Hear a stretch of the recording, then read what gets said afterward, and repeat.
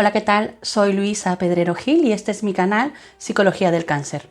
Hoy vamos a hablar de uno de los temas más complicados y más difíciles de abordar tanto médica como psicológicamente. ¿Y esto qué es? Esto es cómo afrontar una recaída en cáncer. Cómo afrontar que después de unos meses, después de unos años incluso, la enfermedad vuelva a aparecer. ¿Cómo podemos volver a esa calma, a esa tranquilidad? ¿Cómo volvemos a recuperar la confianza de que todo va a volver a estar bien? Si te interesa este tema, quédate, porque te voy a dar 7 estrategias, 7 pasos, 7 claves para que puedas sobrellevar muchísimo mejor esta etapa. Comenzamos.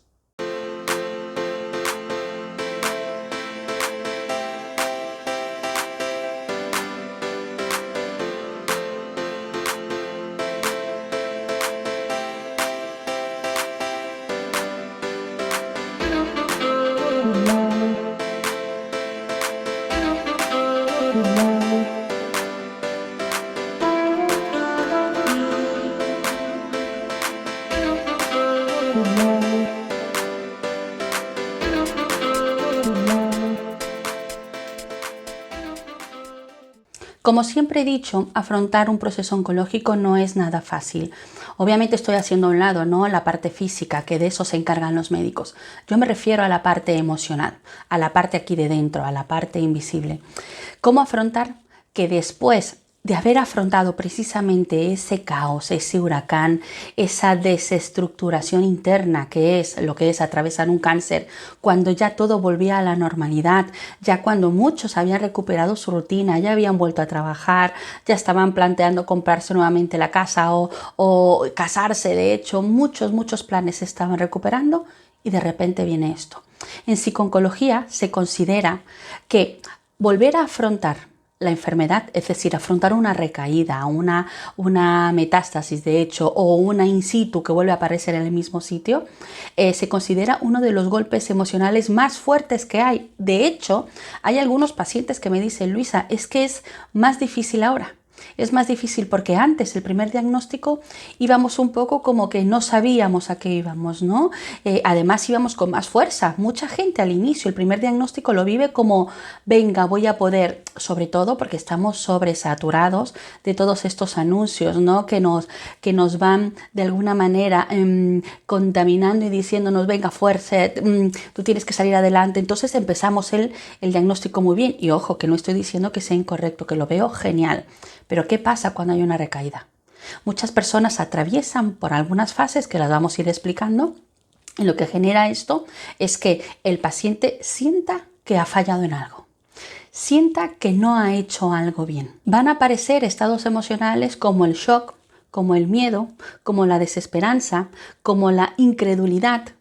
De repente nos vamos a ver hacer planteamientos como: ¿será que me equivoqué? ¿Será que mi médico se equivocó de tratamiento? ¿Será que no elegí el correcto?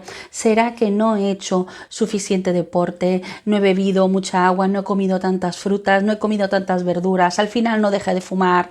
Tantas y tantos planteamientos trae una recaída, que todo esto se vive a nivel interno, todo esto se vive aquí, o como me gusta decir, aquí, en esta parte, en el corazón. Todo esto empieza a, si no nos damos cuenta, empezamos a generar sobre todo pensamientos rumiantes y empezamos a darle vuelta. Entonces es como una locomotora que se enciende. A pesar de que tenemos que afrontar ahora pues un nuevo planteamiento de tratamiento, nuevamente empezar con las citas médicas, con los pinchazos, con las batas blancas, dentro se enciende nuevamente una locomotora. Pero una locomotora que viene cargada con estados emocionales aún más intensos tal vez que la primera vez. Y empezamos sobre todo a tener pensamientos bucle, pensamientos que empiezan a volverse rumiantes. Y aquí tienes que tener mucho cuidado de no quedarte anclado o anclada aquí. Vienen pensamientos o preguntas como: ¿por qué a mí?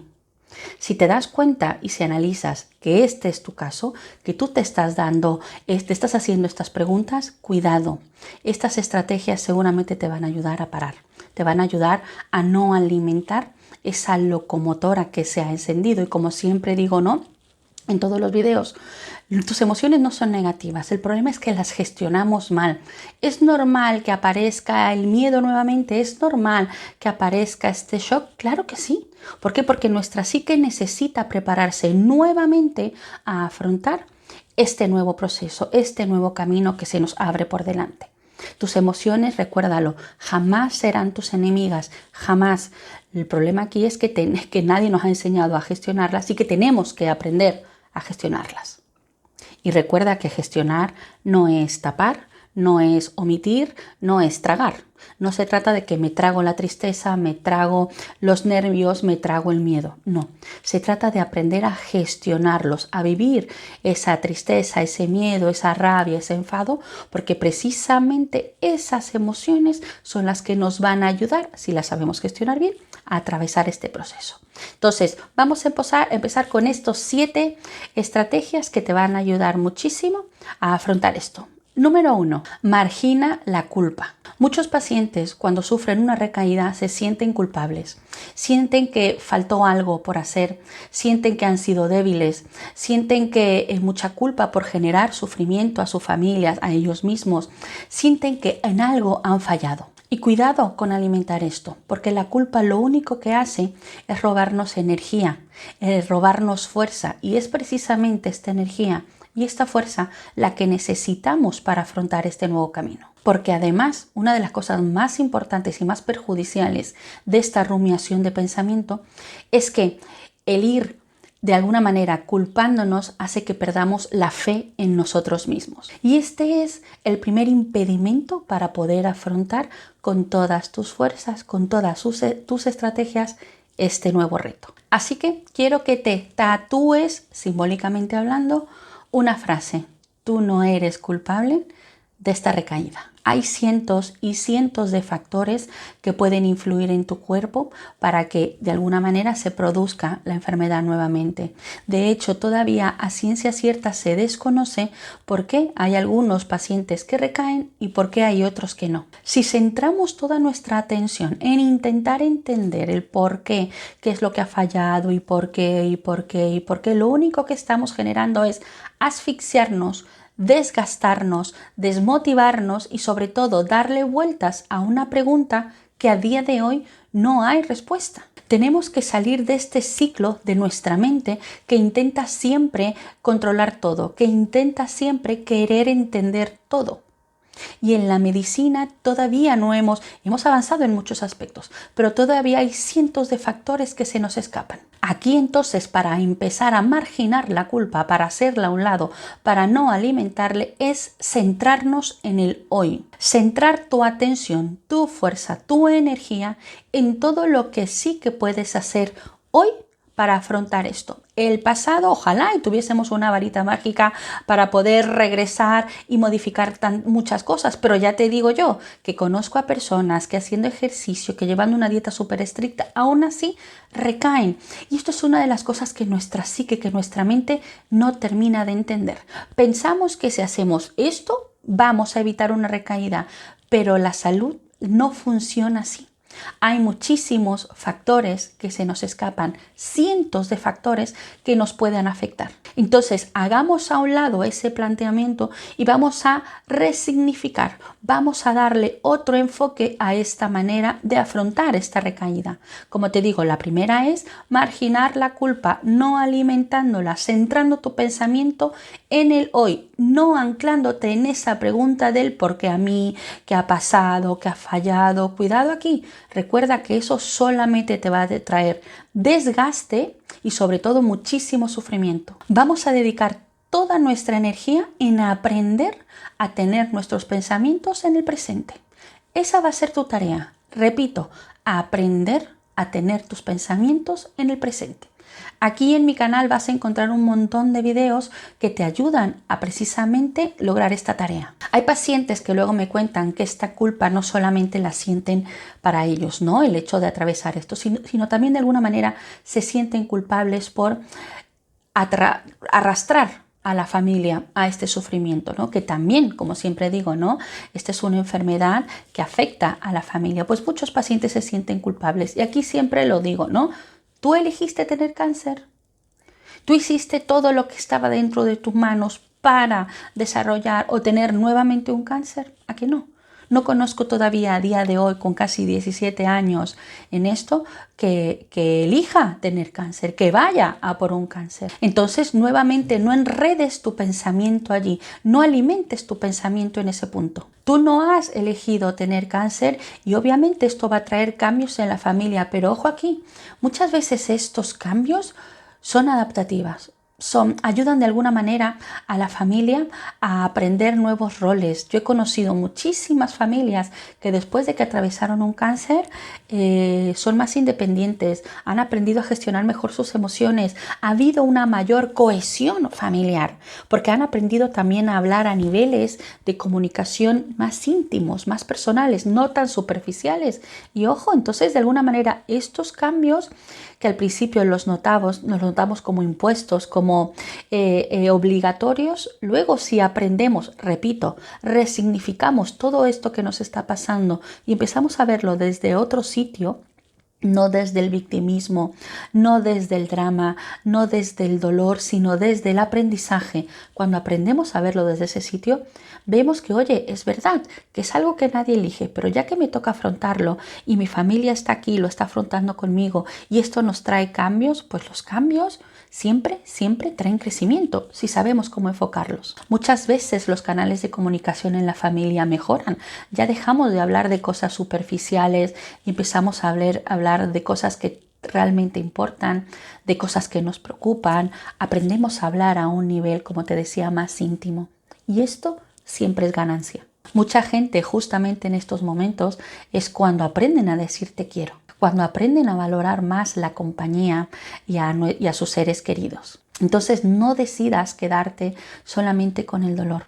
Decide también quedarte con el aprendizaje, con este nuevo enfoque de ver las cosas y de vivir y atravesar la enfermedad. También conozco muchos pacientes que hacen esfuerzos titánicos por intentar que esto no afecte a su familia. Y ten en cuenta una cosa, esto es inevitable.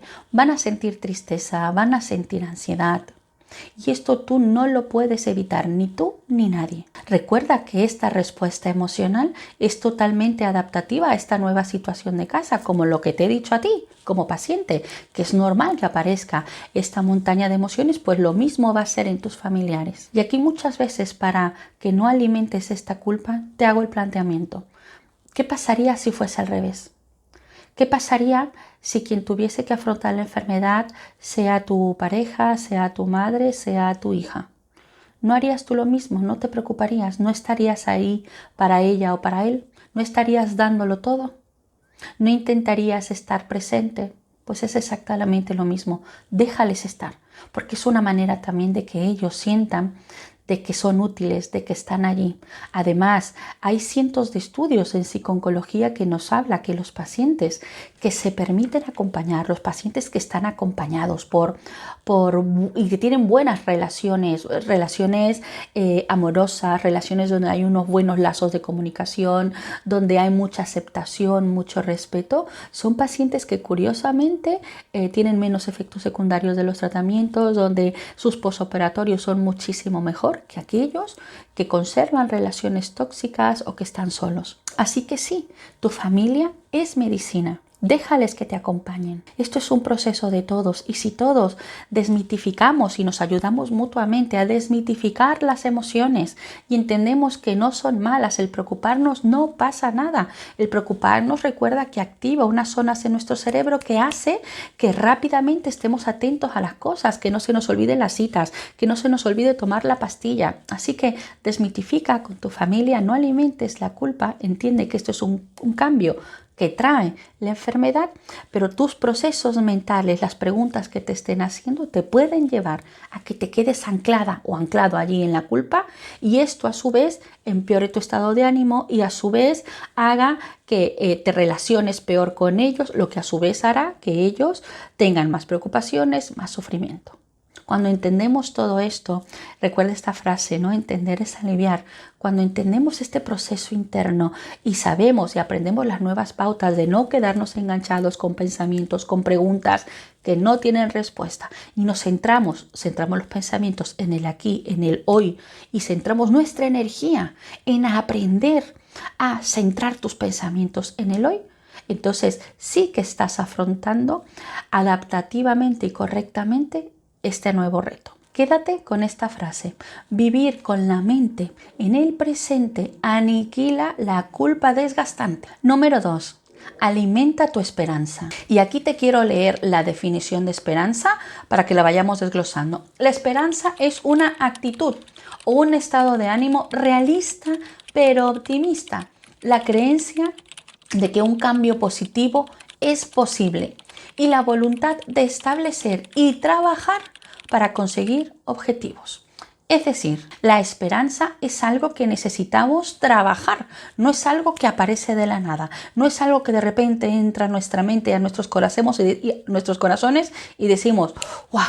Ya tengo esperanza. No, necesitamos trabajarla, necesitamos reactivarla, necesitamos alimentar esa esperanza, que con una recaída es lo primero que se nos desgasta. Es lo primero que se nos muere, es lo primero que nos cuesta trabajo retomar. ¿Y por qué es importante tener esperanza? Imagínate que la esperanza es como un faro que nos va alumbrando el camino. Qué diferente es cuando tenemos un camino que tenemos que atravesar y tenemos un faro, una luz que nos va alumbrando. Es muy diferente caminar un camino a oscuras a caminar un camino donde podemos ver dónde va nuestro siguiente paso. Por eso es importantísimo y por eso he metido esto en estas 7 recursos para que no la olvides, la tengas presente. Necesitamos alimentar la esperanza. Y la pregunta del millón, ¿cómo se hace esto? Primero imagina que la esperanza es como una plantita. Una plantita que solamente cuando compramos una planta en casa y la dejamos ahí en el rincón, no damos por hecho que aquello va a crecer, va a florecer y va a ser una planta preciosa. No. Sabemos que tenemos que cuidarla, sabemos que tenemos que aprender, oye, pues cuánta agua necesita, se riega todos los días, cada 5 días, una vez por semana, necesita sol, no necesita sol, qué tipo de abono necesita. Pues lo mismo la esperanza. Tenemos ahora que centrarnos nuestros pensamientos y ver, vale, muy bien, ¿siento esperanza? Hazte esta pregunta ahora mismo. ¿Tienes esperanza de que todo va a salir bien? Ahora mismo tienes la esperanza de que vas a salir adelante como lo conseguiste la primera vez. ¿Tienes la misma esperanza que el primer diagnóstico? Plantéate, pregúntate. Tu parte psicológica, tu parte emocional se trabaja cuando tú te haces preguntas. Cuando empieza a trabajar esto y empiezas a cuestionarte y empiezas a plantearte nuevos paradigmas. Necesitas hacerte las preguntas correctas. La esperanza se va a ver totalmente desnutrida, se va a ver totalmente, la vamos a enfermar nuestra propia esperanza cuando la alimentamos solamente de pensamientos catastrofistas. Por eso es tan importante y en este canal hago tanto hincapié en dónde está tu pensamiento. Si tu pensamiento está en el ahora, seguramente estás construyendo una esperanza sana, una esperanza realista. Ahora, si tu pensamiento está en un futuro que sabemos perfectamente que nadie sabe lo que va a ocurrir mañana, en un futuro desesperanzador, en un futuro catastrófico, entonces, ¿cuál es la esperanza? Ninguna. Además, hay algo vital de la esperanza. En el momento que nuestro cerebro empieza a dar algo por perdido, nuestro cerebro deja de implicarse en ese proyecto. Fíjate lo importante que es esto. ¿Qué te parece si reeducamos la esperanza y en lugar de enfocar la esperanza en tengo la esperanza de llegar a los 90 años, tengo la esperanza de llegar a los 80, no, vamos a tener una esperanza más sana, más realista y más centrada con los pies en el suelo. Y esto es construir una esperanza a muy cortito plazo, a muy centrada en el presente, con metas cortas, con metas más pequeñas. Esto no significa que no vayas a conseguirlas, no. Se trata de desaprender ese hábito que tenemos de plantear nuestra vida cara a no sé cuántos años, y muchas veces nos desgastamos planeando cosas que luego ni siquiera ocurren o centramos nuestros pensamientos en el pasado. No, vuelvo a lo mismo, centra tus pensamientos en el aquí y en el ahora. Oye, pues si hoy es miércoles, me lo invento, hoy es miércoles, pues entonces me centro a el sábado. Vamos a ver qué vamos a hacer el sábado y nos centramos y empiezo a trabajar con pequeñas metas diarias en el sentido de tus pensamientos, tu esperanza, ese abono que le vas a poner a la plantita, es traer tu mente al aquí y a la hora. No hay mejor abono y mayor esperanza que esta. Recuerda también que siempre hay algo que hacer, siempre. Y aquí depende también de qué significado o cuál es la meta de esa esperanza. Si mi meta es estar curada, ahí planteamos una meta. Si mi meta es, mi esperanza es llegar al bautizo de mi sobrino, esa es otra meta. ¿Qué te parece si reestructuramos esa esperanza con quiero vivir al 100% cada día que tengo? ¿Te das cuenta qué diferente es? No aplazamos aquello, no. Lo centramos en el hoy, en el famoso presente, que por algo se llama presente, que es un regalo. De hecho, todas las personas, tengamos una enfermedad o no, debería ser nuestro modus operandi, debería ser la manera en cómo enfocamos la vida. No con esta falsa creencia de que vamos a llegar a los 100 años, a los 90 años. Ojalá y todos lleguemos. Pero ojalá y todos lleguemos con una vida realmente de calidad, una vida realmente bien vivida, con todos los días bien aprovechados. Hay mucha gente que llega a los 98 y realmente días aprovechados tuvieron 20 años. Así que a partir de ahora que tu esperanza sea vivir al 100%, como si llegas a los 80, como si no llegas. Esto es centrar tu energía en aquello que sí puedes controlar, no en aquello que a todos se nos escapa. Otro aspecto que puede ayudarte a alimentar tu esperanza también es hablar con personas que hayan atravesado lo mismo que tú. Si conoces a alguna persona que haya atravesado una recaída o 2 recaídas, por eso viene muy bien las asociaciones, las fundaciones, donde van personas que tienen un voluntariado, por ejemplo, testimonial y van contando su testimonio. Oye, pues acércate. Estas personas te van a transmitir por el simple hecho que las veas allí ayudando, que las veas generando actividades y todo para los demás, y tú veas a esa persona que pasó una recaída 2 o hasta 3 y que la veas que está allí. No hay mejor gasolina para nuestra esperanza que ver a nuestros iguales, ¿no? Que mira cómo están. Ese es otro aspecto que puedes trabajar, otro tipo de abono que le puedes echar a tu plantita, ya que ellas o ellos son la prueba viviente de que de una recaída se sale. Y por último, otro tip que te doy para trabajar tu esperanza es, quiero que recuerdes en el primer diagnóstico, la primera vez que te dijeron que tenías cáncer, ¿qué fue lo que hiciste o qué fue lo que te ayudó a afrontar esto? ¿Qué tipo de abono utilizaste para trabajar tu esperanza? ¿Qué tipo de abono o qué tipo de agua le echabas a tu plantita, a tus pensamientos, a tus creencias, para que tu esperanza estuviera totalmente alimentada, totalmente fuerte? Piénsalo, repito, hazte preguntas. Es una de las mejores maneras de empezar a trabajar esta parte. Número 3. Aprende a tolerar las emociones desagradables. Sí, lo has escuchado bien. Te estoy diciendo que aprendas a tolerar las emociones desagradables. Y esto es algo que siempre genera, ¿no?, como un shock, porque vivimos en la era en la que pretendemos que todo sea suave, rosa, positivo, y aquí todo el mundo abre la ventana por las mañanas y dice, wow, qué día me lo voy a comer hoy. No. La realidad es que nuestra vida es esto. Subidas y bajadas, y nuestras emociones, muchas de ellas son de bajada y muchas son de subida, pero son totalmente necesarias. Como he explicado en varios videos y puedes mirarlo en el canal, tenemos que aprender a tolerar estas emociones para poder escuchar el mensaje que nos traen. Esta tristeza que aparece en ti, que sientes ahora, no es por arte de magia que aparece, tiene su finalidad, tiene su por qué aparecer. La tristeza nos trae reflexión, nos trae mirar para adentro.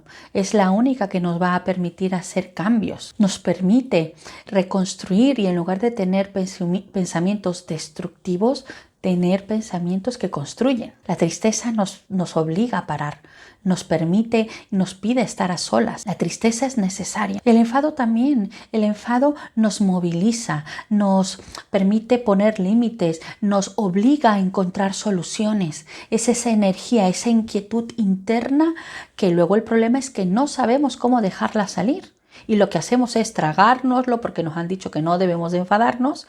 Entonces al final terminamos discutiendo con nuestra pareja, con nuestro hijo, con nuestra madre, con nuestro padre. Así que identifica cuáles son las emociones desagradables que estás sintiendo ahora. Haz un listado y busca aquí en el canal los videos correspondientes a cada emoción y vas a aprender a gestionarla cada una de ellas, porque vas a aprender a escuchar el mensaje y la herramienta que te traen, que es súper útil para este nuevo reto que nos toca afrontar. Número 4, tener un plan. Una estructura. Nuestra mente trabaja con tareas, trabaja y necesita una estructura. Una mente que divaga es peligrosísima. Una mente que divaga va a estar con pensamientos yéndose a pensamientos del pasado, pensamientos automáticos centrados en el pasado y pensamientos automáticos centrados en el futuro. Y sobre todo va a tener pensamientos y se va a alimentar con pensamientos de control. Y esta precisamente es una situación, el tener que afrontar una recaída es una situación en la cual una de las cosas que más sentimos es que no controlamos nada. Pero si esto empieza a generar pensamientos con una necesidad de control, nuestra ansiedad se va a disparar. Por eso es tan importante que tu mente no divague, que tenga un plan, una estructura. Y aquí mandas tú, no tu mente. Aprende a diseñar tu día de manera que cuando te levantes tengas 2 o 3 cosas que te llenen de luz, que te guste hacer. Y ojo, aquí no hablo de las responsabilidades de venga, tengo que hacer la cama, tengo que hacer la comida, me tengo que duchar, no. Eso es necesario hacerlo, obviamente, ¿no? Hablo de que tengamos un plan, una estrategia de planes que nos alimenten el alma, que nos alimenten el corazón, que nos alimentan esta parte, como siempre digo, esta parte invisible, esta parte emocional que no le valen las pastillas. Llénate de momentos de luz, ese ratito que te sientas a pintar una porcelana, ese ratito que te sientas a pintar un lienzo, ese ratito que te sientas a componer una canción en la cual estás exteriorizando esto que sientes, o ese ratito que te sientas y te pones a escribir estas emociones. Siéntete y siéntate y convierte ese momento en un momento de luz o un momento de creatividad, en un momento en el cual tus emociones puedan salir por allí. Nuestra mente necesita explorar la creatividad, porque cuando tú activas la creatividad en tu cerebro, esta zona que está encargada de la rumiación, esta zona del cerebro que está encargada a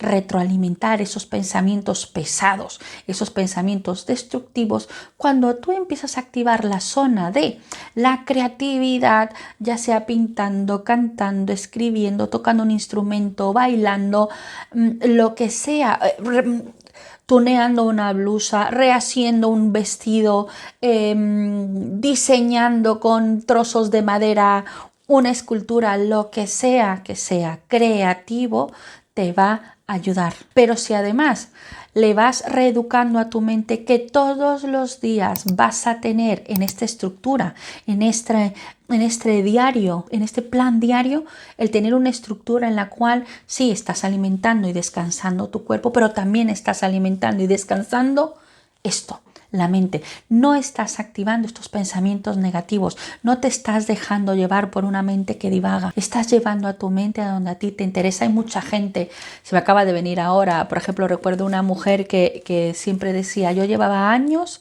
guardando fotos digitales y decía yo, cuando tenga tiempo las imprimiré, cuando tenga tiempo haré álbumes, las imprimiré y haré álbumes. Bueno, pues se dedicó todo el tratamiento, además ella fue justo una recaída.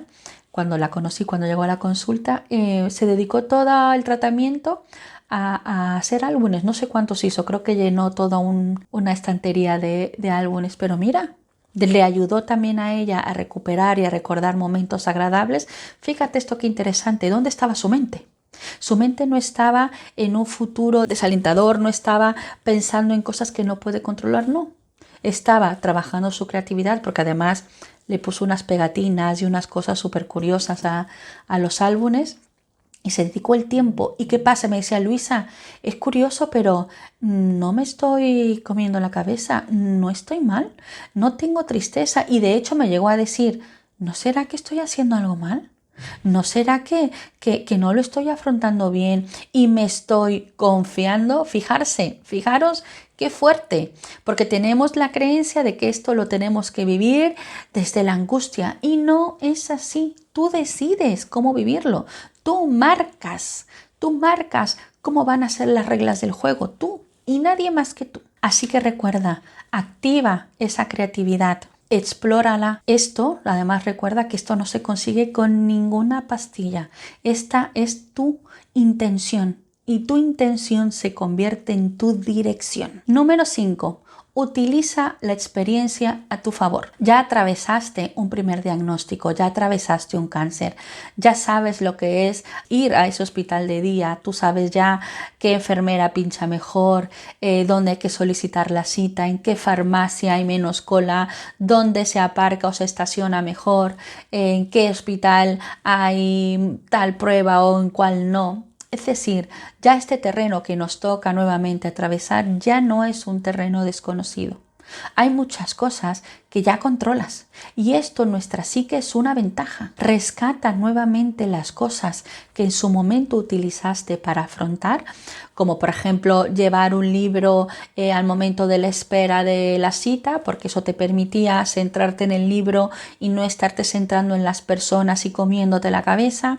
O hay gente que empezó a tener un diario donde escribía cómo se sentía, pero intentaba escribir cosas de reflexiones, no pensamientos negativos, sino reflexiones que le traía lo que estaba atravesando. Oye, esa es una buena manera también de ir desfogando todo esto, esta vida emocional que se nos va acumulando. Llevarte auriculares, escuchar música, ir acompañado. Rescata todos aquellos recursos que pusiste a trabajar la vez anterior, porque seguramente ahora te van a funcionar. Además, ten en cuenta una cosa, tú vas a tener muchísimo menos ansiedad que aquella persona que está afrontando por primera vez esto. Y esto tiene que ver porque ya tu mente sabe a dónde va.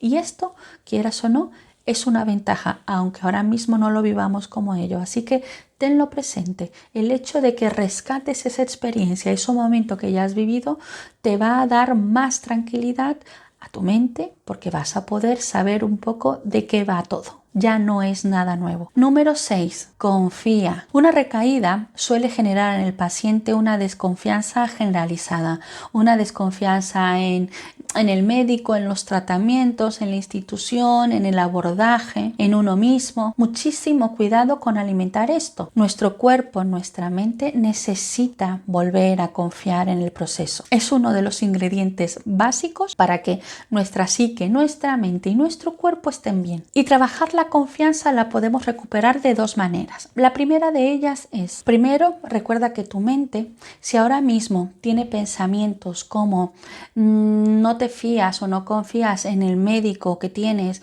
o no confías en el tratamiento que te está proponiendo, muchísimo cuidado con esto, porque tu cuerpo va a responder a esta desconfianza. Y para esto quiero explicarte una cosa. Hay cientos y cientos de estudios que nos hablan del efecto placebo. Aunque haré un video aparte del efecto placebo porque es un tema súper amplio y súper interesante, pero quiero tocarlo para que más o menos te vayas haciendo una idea y puedas entender por qué es tan importante trabajar tu confianza. Para que entiendas qué es el efecto placebo, te lo voy a explicar con uno de los estudios. Un estudio en el cual a un grupo de estudiantes se les dieron dos pastillas, ¿no? Se les dio a elegir entre dos pastillas, una roja y una azul. La roja les dijeron que era una pastilla que si te la tomabas te ibas a sentir como con mucha energía, ibas a sentir la mente más activa, más despierta y había la pastilla azul. La pastilla azul era una pastilla en la cual te ibas a sentir más tranquilo, te ibas a sentir, si estabas estresado, te ibas a desestresar, sentías una sensación generalizada de paz, de tranquilidad, calmaba la mente, calmaba ese pensamiento rumiante. Es decir, si tú te sentías agobiado, te podías tomar esta pastilla y te tranquilizabas. A todos estos estudiantes se les hizo una analítica previa, es decir, se les sacó sangre. Ya después se les dieron a elegir las pastillas. Unos eligieron la roja y otras eligieron la azul. A la hora se les volvió a sacar sangre, a la hora después de haberse tomado la pastilla. Repito, unos se tomaron la pastilla roja y otros se tomaron la pastilla azul. ¿Qué es lo alucinante y lo flipante de este estudio, de los resultados? Pues fíjate, los que se tomaron la pastilla roja en sangre, después de la hora de haberse tomado la pastilla, encontraron que había más restos de dopamina, que esta es la hormona encargada de la energía y está presente sobre todo en las emociones de euforia, ¿no? Y aquellos que se tomaron la pastilla azul encontraron en sangre que tenían más serotonina, que es esta hormona relacionada con la calma y la relajación. Ahora bien, tú dirás, pues normal, ¿no? Si la pastilla azul era para eso y la roja era para eso, pues normal que tuvieran esos resultados. Pues no. ¿Sabes por qué no? Porque las pastillas, la composición de ambas pastillas, la roja y la azul, solamente era azúcar. Lo que pasa es que ellos no lo sabían. Ellos solamente se les explicó que esta pastilla azul era buenísima para que te sintieses más tranquila, más en calma, y lo mismo con la pastilla roja. Es decir, les alimentaron la creencia de que esa pastilla te iba a relajar o que de esa pastilla te iba a llenar de energía. Este efecto, el efecto placebo, hay cientos y cientos de estudios que nos habla. ¿Y qué tiene que ver el efecto placebo con la confianza? Pues tiene que ver muchísimo. Porque si tú no confías en el nuevo tratamiento, ¿qué estamos generando en nuestro cuerpo? ¿Estamos generando la química necesaria para que ese tratamiento funcione? ¿Para que ese tratamiento vaya al sitio donde tiene que ir y haga el trabajo que tiene que hacer? ¿O no? En este aspecto, y por eso es que quiero hacer un vídeo aparte, estamos todavía en pañales, porque todavía no terminamos de entender al 100% cómo es que nuestra mente puede influir a tal grado que puede cambiar la bioquímica de nuestro cuerpo. Es que esto es alucinante, por eso a mí me gusta recordar en consulta lo importante que es tus pensamientos, tus emociones, ¿dónde están? ¿Estás reconstruyendo? ¿Estás construyendo esto o estás solamente minando y generando una química que lo único que hace es bajar tus defensas, aumentar el cortisol, ponerte más nervioso? Y esto es algo que ningún médico puede hacer por ti. Solamente lo puedes hacer tú. Solamente hay que saber hacerlo. Y para eso, lo diré siempre, para eso estamos los psicólogos, estamos los psicólogos, para ayudarte a entender esta parte invisible, esta parte emocional. Y tan estudiado está que de hecho en oncología y psicooncología hay un término muy conocido que se da en algunos pacientes, y esto es, por ejemplo, hay pacientes que van a empezar, por ejemplo, su tratamiento, su quimioterapia, y al momento que entran al hospital hay unos que ya entran vomitando y no les han dado ni una sola sesión. Esto se llama en psicooncología vómitos anticipatorios. ¿Y esto por qué es? Porque traen la creencia de que el tratamiento que les van a poner les va a generar vómito. Esto es la famosa sugestión. Entonces, así como podemos sugestionar en negativo a nuestro cuerpo, lo podemos sugestionar de la misma manera en positivo. Por eso quiero y mi deseo es empoderarte para que recuerdes que lo que depositas aquí o aquí en el corazón, donde tú lo quieras colocar, es importantísimo porque es lo que va a marcar tu dirección, va a marcar cómo vas a vivir este nuevo reto, este nuevo camino que nos toca afrontar. Una vez entendido esto, quiero que analices ¿qué tanto confías en tu médico? ¿Qué tanto confías en este nuevo planteamiento o en este nuevo tratamiento que te están ofreciendo? Si no terminas de confiar, otro aspecto que te puede ayudar a trabajar tu confianza es siéntate y habla con tu oncólogo o con tu oncóloga. Siéntate y háblale de tu preocupación. Yo sé que obviamente ellos no son psicólogos y no tienen que trabajar tu aspecto emocional porque además no tienen las herramientas para poder hacerlo, pero sí que te pueden dar más información, que te puedan aclarar algunas dudas, que puedan ayudarte a confiar un poco más en el proceso. Yo conozco muchos oncólogos porque trabajo con ellos, que luego ellos no cuentan más cosas o dan más información por temor a que el paciente no pueda asimilar la información. En cambio, si tú le preguntas y le dices, mira, ayúdame a tener más confianza en el proceso, ayúdame a tener más confianza en el tratamiento, explícame un poco cómo, y te apuesto, yo a día de hoy no conozco un oncólogo que no quiera echarte una mano, que no quiera trabajar contigo, que no quiera ayudarte a que esto sea un poquito más llevadero. Entonces, siéntate y háblalo con él. Y dile, mira, ayúdame a confiar en el tratamiento. Explícame qué cosas tengo que saber para que, oye, pues igual te dice, pues mira, pues este tratamiento tiene menos efectos secundarios, igual va a ser un poquito más lento, pero es más suave de llevar, tenemos muy buena respuesta. Oye, igual es algo que tú no te esperabas. Entonces, siéntate porque además eso va a mejorar tu comunicación con tu oncólogo, con tu oncóloga. Y esto también hay cientos de estudios que nos hablan del efecto positivo que hay en tu cuerpo y en tu mente cuando hay una comunicación fluida entre tú y tu médico. Y número 7, hackea tu mente. Cuando sientas que los pensamientos te están atormentando, cuando sientas que es un día difícil, que te sientes más débil de mente y sientes que de alguna manera viene esta avalancha de pensamientos que te están generando mucho sufrimiento, que además no solamente es un pensamiento, que ya lo empiezas a sentir también en el cuerpo, empiezas a sentir esta opresión en el pecho, empiezas a sentir de hecho hasta el nudo en la garganta o ganas de llorar o dolor de cabeza, es decir, ya lo estás psicomatizando. Entonces hay un ejercicio que viene muy bien y es muy rápido y efectivo y te puede ayudar a salir de ese estado. Este ejercicio se utiliza muchísimo en neurociencias y consiste en activar y desactivar tu nervio óptico, que al hacer esto va a desencadenar un mecanismo que a su vez activa tu sistema nervioso parasimpático, que es el encargado en relajar tu cuerpo. Y el ejercicio es súper sencillo. Quiero que si tienes algún bolígrafo o algo delante tuya, lo pongas justo delante de ti, a unos 50 centímetros más o menos de ti. Ya que tengas el bolígrafo, el lápiz o lo que tengas delante, más o menos a 50 centímetros delante tuya, quiero que centres tu vista en el bolígrafo.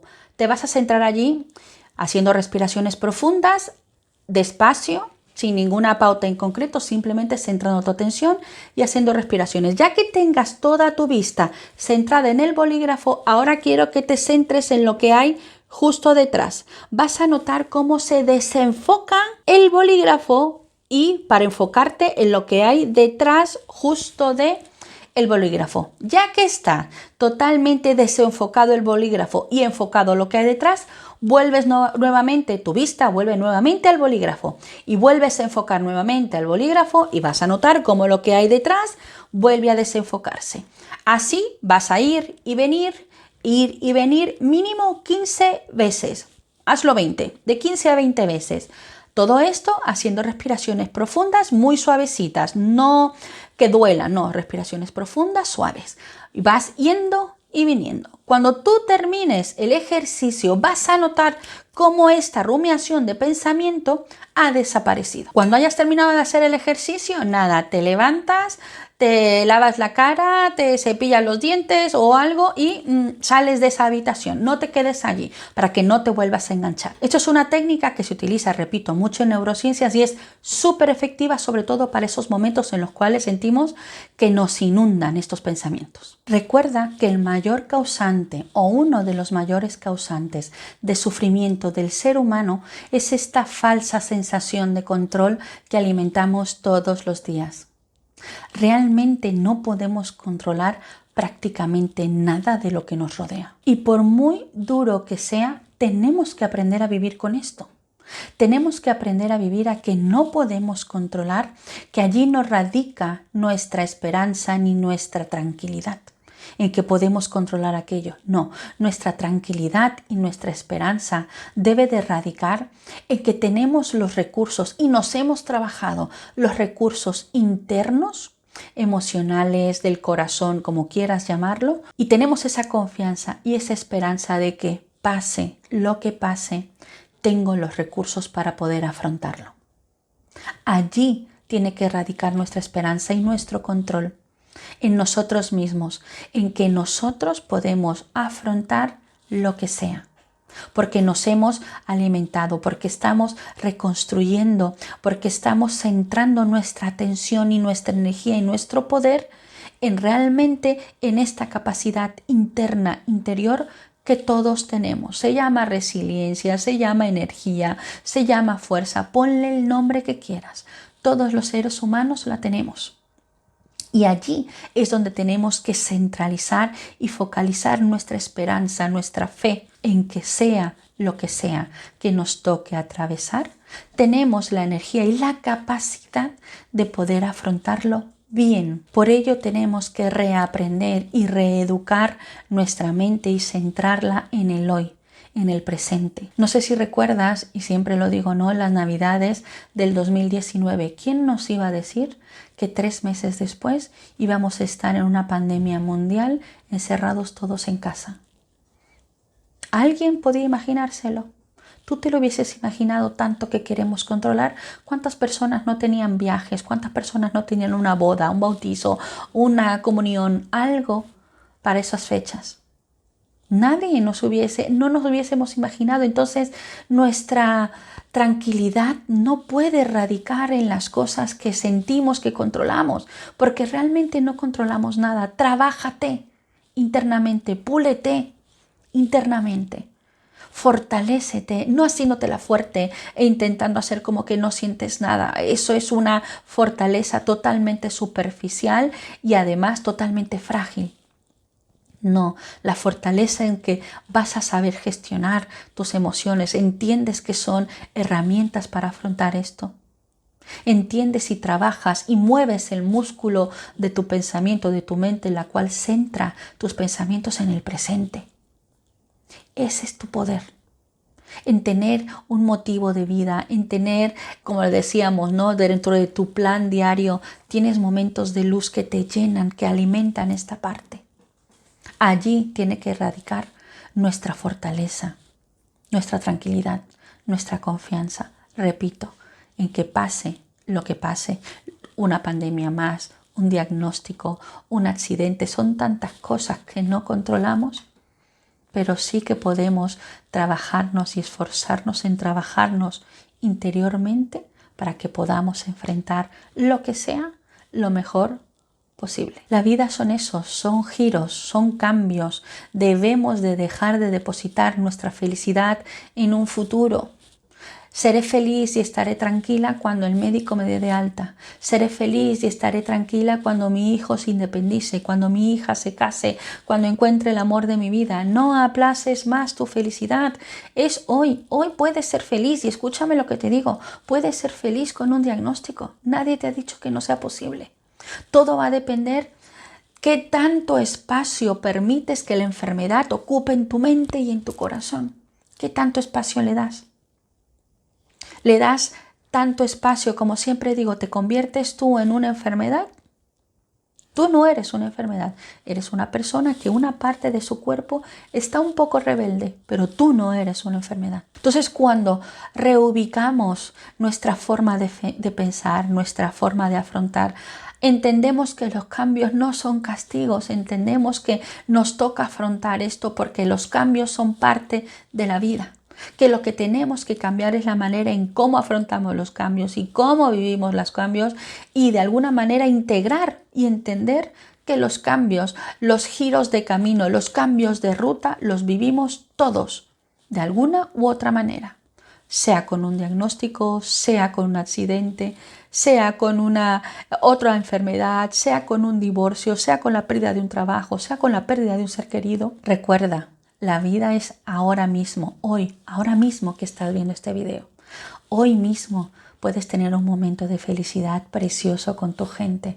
Hoy mismo no necesitas pastillas, No, es solamente que te pongas en este mood, ¿no? En este estado mental de me siento merecedora, merecedor de tener un momento flipante, alucinante con ellos. Educa tu mente. Tú eres el piloto, tú eres la comandante, tú eres la voz. Tú eres la voz de mando. Y todo esto que te estoy explicando no es positivismo tóxico.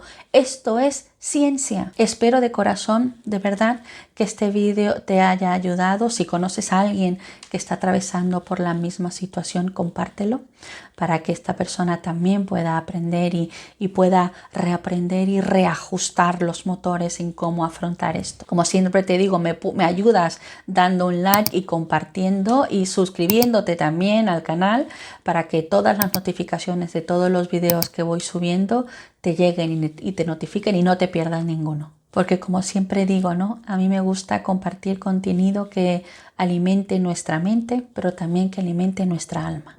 Y si alimentas tu alma, también alimentas la de los que están contigo, de la familia. Y para finalizar, como siempre te digo, cuídate, quiérete y apapáchate. Hasta el siguiente vídeo.